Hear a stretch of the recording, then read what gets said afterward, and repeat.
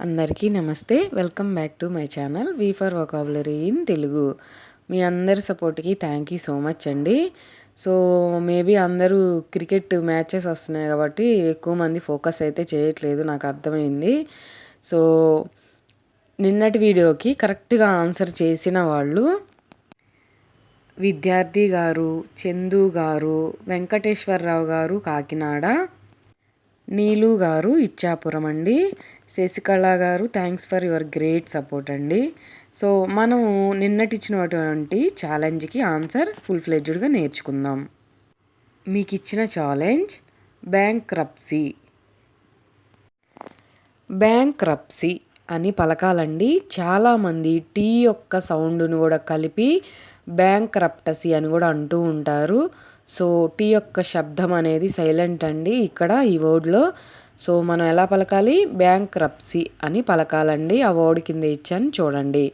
So మీకు నేను నిన్నటి లాస్ట్ వీడియోలో ఎగ్జాంపుల్స్ ఎవరైతే ఎక్కువ ఎగ్జాంపుల్స్ కావాలి అనుకుంటున్నారో వాళ్ళకి డిస్క్రిప్షన్లో ఇస్తానని చెప్పాను. డిస్క్రిప్షన్లో కాదండి, మన వీడియో కింద ఫస్ట్ కామెంట్ పిన్ చేసి ఉంటుంది.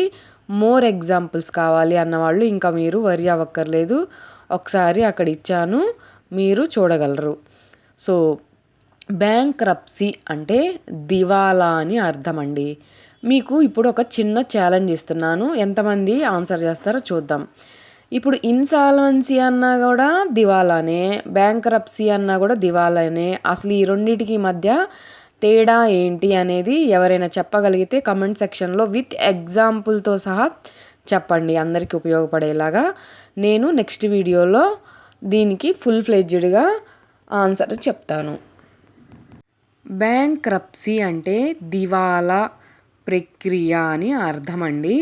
అంటే దీన్ని కూడా దివాలానే అంటారు, కానీ దివాలా ప్రక్రియ అంటే మనం వివరంగా మాట్లాడుకోవాలి, వాడుక భాషలో అర్థమయ్యేలా. అంటే అప్పులు తీర్చలేని స్థితికి వచ్చినప్పుడు బ్యాంకు వాళ్ళు చేసే చట్టపరమైన పరిష్కారం అని అర్థం అన్నమాట. ఇప్పుడు క్లియర్ కదా మీ అందరికీ?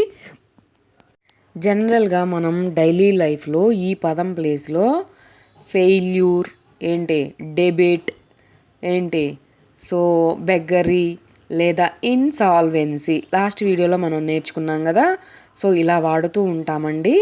సో ఇదే పదాన్ని మనం ఈజీగా పలకడం కోసం ఇక్కడ ఒక బాక్స్లో ఇచ్చాను చూడండి, అది చంకు మెథడ్ అనమాట. చంక్స్ అంటే ఎలాంటి కష్టమైన పదాన్నైనా, నోరు తిరగనటువంటి పదాన్నైనా ముక్కలుగా విడదీసి పలకడాన్నే చంకు మెథడ్ అంటారండి. ఆ విడదీసిన ముక్కల్ని సిలబల్స్ అంటారు. సో బ్యాంక్రప్సీలో ఎన్ని సిలబల్స్ ఉన్నాయి? 3 సిలబల్స్ ఉన్నాయి. ఎలా పలకాలి? Bank rub, already T sound silent అని చెప్పాను, రబ్ సి అని విడదీసి పలకడం ద్వారా ఈజీగా ప్రొనౌన్స్ చేయగలుగుతాము, స్పెల్లింగ్ కూడా తప్పుపోకుండా రాయగలుగుతామండి. సో ఈ పదాన్ని వాడి మనం సింపుల్గా ఇంగ్లీష్లో మాట్లాడాలి అంటే దీన్ని ఎగ్జాంపుల్ ద్వారా the business man filed for bankruptcy after his company failed. అంటే కంపెనీ విఫలమైన తర్వాత ఆ వ్యాపారవేత్త దివాలా పిటిషన్ వేశాడు గవర్నమెంట్కి అనమాట, బ్యాంకుకి. ఎందుకంటే నేను కట్టలేను, మీది ఏదైనా పరిష్కారం చూపించమన్నప్పుడు వాళ్ళు చెప్తారనమాట చట్టబద్ధమైన పరిష్కారం. సో మీకు ఇంకెలాంటి డౌట్స్ లేవని అనుకుంటున్నాను. Coming to the today's most important topic, వీటి మధ్య తేడా. మీలో ఎంతమందికి వీటి మధ్య కన్ఫ్యూజన్ ఉంది కామెంట్ సెక్షన్లో ఫస్ట్ కామెంట్ చేయండి. సే వర్సెస్ టెల్, ఈ వర్డ్ ప్లేస్లో ఆ వర్డు, ఆ వర్డ్ ప్లేస్లో ఈ వర్డు ఏంటి? సో ఇప్పుడు మనం కంప్లీట్గా ఈ కన్ఫ్యూజన్ని పోగొట్టుకుందాం ఈ ఒక్క వీడియోతో. ముందుగా మనం ఒక్కొక్క దాని గురించి తెలుసుకుంటే మనకి ఒక క్లారిటీ వచ్చిద్దండి. So coming to the subject, ముందుగా మనం సే గురించి తెలుసుకుందాం. సే అంటే చెప్పు లేదా మాట్లాడు అని అర్థం అండి. అంటే చెప్పడం లేదా మాట్లాడు అని అర్థం అన్నమాట. ఇక్కడ మనం గుర్తుపెట్టుకోవాల్సింది ఏంటంటే ఇక్కడ బాక్స్లో ఇచ్చాను, సే అని మనం యూజ్ చేసి మాట్లాడాలి అంటే స్ట్రక్చర్ వచ్చేసరికి సే ప్లస్ సంథింగ్. అంటే ఇక్కడ మెయిన్ 2 పాయింట్స్ చెప్తానండి, గుర్తుపెట్టుకోండి. మనం ఏం చెప్తున్నామో ఆ మెసేజ్ మాత్రమే ఇంపార్టెంటు సే యూజ్ చేసినప్పుడు, సేలో లేదా 3 ఫార్మ్స్ యూజ్ చేసినప్పుడు. ఓకేనా? ఎవరికి చెప్తున్నాము అనేది ఇక్కడ ఇంపార్టెంట్ కాదు. ఓకేనా? సో స్ట్రక్చర్ అనేది మీకు అర్థమై ఉంటుంది. చూద్దాం ఇప్పుడు. ఇక్కడ చూడండి, సే ప్లస్ సంథింగ్. కింద ఎగ్జాంపుల్ ఇచ్చాను చూడండి. సే పక్కన ఏమొచ్చింది? హలో. ఇంకోటి ఏముంది? Say sorry. ఇదన్నమాట స్ట్రక్చరు. అర్థమైందా? సే అంటే మనం ఏం చెప్పబోతున్నామో ఆ మెసేజ్ మాత్రమే ఇంపార్టెంట్ అన్నమాట. ఇది గుర్తుపెట్టుకోండి. ఇప్పుడు ఇంకొన్ని ఎగ్జాంపుల్స్ చూస్తే మీకు అర్థమైపోద్ది. First example, he said sorry. అతను క్షమాపణ చెప్పాడు. ఇక్కడ ఏం చెప్పాడు అనేది ఇంపార్టెంటు. అవునా? ఇక్కడ ఎవరితో చెప్పాడు అనేది మనకి ఏమన్నా ఉందా? లేదు. సో మనం సే వాడినప్పుడు ఏమి ఇంపార్టెంట్ అని చెప్పాను? మెసేజ్ అనేది ఇంపార్టెంట్ మాత్రమే. ఓకేనా? Second example, I said your name. నేను నీ పేరు చెప్పాను. బట్ ఎవరికి చెప్పాడు? అది ఇంపార్టెంట్ కాదు. సో మీరు సెడ్ని యూజ్ చేసి లేదా సేని యూజ్ చేసి చెప్పాలి అంటే క్లియర్గా అర్థమైందని అనుకుంటున్నాను. Third example, he said I am busy. అతను ఏం చెప్పాడు? నేను బిజీ అని చెప్పాడు. ఎవరికి చెప్తున్నాడు? అవసరం లేదు మనకి. మీకు ఇప్పటికే సే గురించి క్లియర్గా అర్థమైందని అనుకుంటున్నాను. Next, tell. అబౌట్ టెల్ గురించి నేర్చుకుందాం. టెల్ అంటే చెప్పడం లేదా తెలియజేయడమే. సో సే కూడా చెప్పడమే కదా, టెల్ కూడా చెప్పడమే కదా. అసలు వీటికి వాటికి డిఫరెన్స్ ఏంటి అంటే, అక్కడ ఏమో పర్సన్ అనేది అసలు ఎవరికి చెప్తున్నాము అనేది ఇంపార్టెంట్ కాదు, మెసేజ్ మాత్రమే ఇంపార్టెంట్. ఇక్కడేమో టెల్ తర్వాత ఖచ్చితంగా ఎవరికి చెప్తున్నాం, పర్సన్ అనేది చాలా ఇంపార్టెంట్ అనమాట.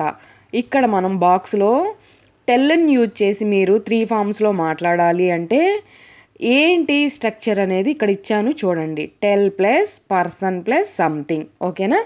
సో బెస్ట్ ఎగ్జాంపుల్ ఏంటి? కింద ఇచ్చాను చూడండి. హీ టోల్డ్, పక్కన ఏముంది? He told me sorry. అతను నాకు సారీ చెప్పాడు. అక్కడ పర్సన్ ఎవరు? మీ, నాకు. అర్థమైందా? సో మీకు క్లియర్గా దీని యొక్క డిఫరెన్స్ అర్థమైందని అనుకుంటున్నాను. ఈ టెల్ని మనం ఎవరికైనా ఇన్ఫర్మేషన్ కరెక్ట్గా ఇవ్వాలి అనుకున్నప్పుడు, ఇన్స్ట్రక్షన్స్ ఇచ్చేటప్పుడు లేదా అడ్వైజ్ ఇచ్చేటప్పుడు మనం యూజ్ చేస్తామండి, గుర్తుపెట్టుకోండి. మరికొన్ని ఎగ్జాంపుల్స్ చూద్దాం, మీకు ఇంకా క్లియర్గా ఉంటుంది. So first example, she told me the truth. అంటే ఆమె నాకు నిజం చెప్పింది అని అర్థం అనమాట. టోల్డ్ పక్కన ఏమొచ్చింది? మీ, ఎవరికి చెప్తుంది? క్లియర్గా ఒక పర్సన్కి చెప్తుంది. So next, tell him to come here. అతనికి చెప్పండి ఇక్కడికి రమ్మని అని అర్థం అనమాట. క్లియర్గా ఉందా ఎవరికి చెప్తుంది అనేది? Okay. Third sentence, I told my friend the news. అంటే నేను నా స్నేహితుడికి ఆ వార్త చెప్పాను అని అర్థం అనమాట. ఇతను ఆ వార్త ఎవరికి చెప్తున్నాడు అనేది క్లియర్గా మెన్షన్ చేశాడు కాబట్టి టోల్డ్ అనేది యూజ్ చేసామన్నమాట. సో మీకు ఇంకా క్లియర్ కదా, ఎలాంటి డౌట్స్ లేవని అనుకుంటున్నాను. మీకు ఇంకా ఎలాంటి కన్ఫ్యూజన్ లేకుండా ఒక సిచ్యువేషన్నే 2 సందర్భాల్లో ఎలా మాట్లాడాలి చూద్దాం. First example, he said the meeting is cancelled. అతను చెప్పాడు మీటింగ్ క్యాన్సిల్ అయింది అని చెప్పాడు. ఎవరికి చెప్పాడు? సెడ్ వాడాం కాబట్టి మెసేజ్ మాత్రమే ఇంపార్టెంట్. అవునా? So sentence correct. Next, he told me the meeting is cancelled. అతను నాకు చెప్పాడు ఏమని? మీటింగ్ క్యాన్సిల్ అయిందని. అందుకనే మనం టోల్డ్ వాడామన్నమాట. సో మీకు ఇప్పుడు క్లియర్గా అర్థమైంది అనుకుంటున్నాను. మీకు ఒక చిన్న ట్రిక్ చెప్తాను ఎప్పటికీ మర్చిపోకుండా. సేని గుర్తుపెట్టుకోవాలంటే మీకు ఆల్రెడీ చెప్పాను ఏంటి, మెసేజ్ని గుర్తుపెట్టుకోవాలి. సే పక్కన ఏమొచ్చిద్ది? మెసేజ్ వచ్చిద్ది. ఓకేనా? టెల్ని గుర్తుపెట్టుకోవాలంటే టెల్ పక్కన ఏమొచ్చిద్ది? ఆ 3 ఫార్మ్స్లో ఏదైనా సరే పర్సన్ ప్లస్ మెసేజ్ వచ్చిద్ది. సో మీకు ఈజీగా గుర్తుండిపోద్ది. సో మీకు 3 ఫార్మ్స్ ఇక్కడ ఇచ్చాను చూడండి. సో మీ అందరికీ క్లియర్గా అర్థమైంది, ఇంకెలాంటి కన్ఫ్యూజన్ లేదనుకుంటున్నాను. సో ఎంతమంది కరెక్ట్గా ఆన్సర్ చేస్తారో నెక్స్ట్ వీడియోలో చూద్దాం.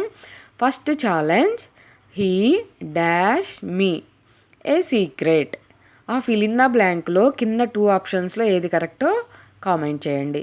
Second challenge, she fill in the blank sorry after eating my chocolate. కింద 2 ఆప్షన్స్లో ఏది కరెక్టో కరెక్ట్గా కామెంట్ చేయండి.